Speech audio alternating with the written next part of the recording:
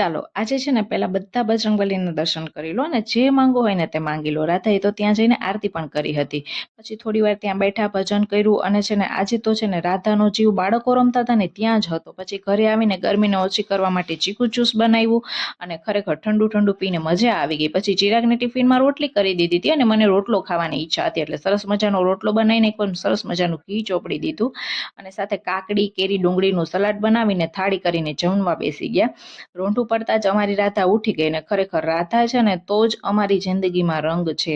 અને આજે તો ચા ને પણ કોફી પીવાની ઈચ્છા થઈ હતી તો એ બનાવી નાખીને પછી થોડા ઘણા કપડાં સંકેલવાના હતા ને તો એ કામ પૂરું કર્યું. અને એક કામથી મારે ધમુ મામીના ઘરે જવાનું હતું ને તો ત્યાં થોડી વાર રાધા રમતી હતી ને તો ધમુ મામી મને કહે છે કે ચાલ મેગી બનાવી દે. એટલે મેં એમને સરસ મજાની મેગી બનાવી દીધી. અને હું મેગી બનાવું છું ને ત્યાં સુધીમાં તમે વિડીયોને લાઇક કમેન્ટ અને શેર કરી દો. અને અહીં સુધી આવ્યા છો ને તો મારી યુટ્યુબ ચેનલને સબસ્ક્રાઈબ કરીને જ જજો.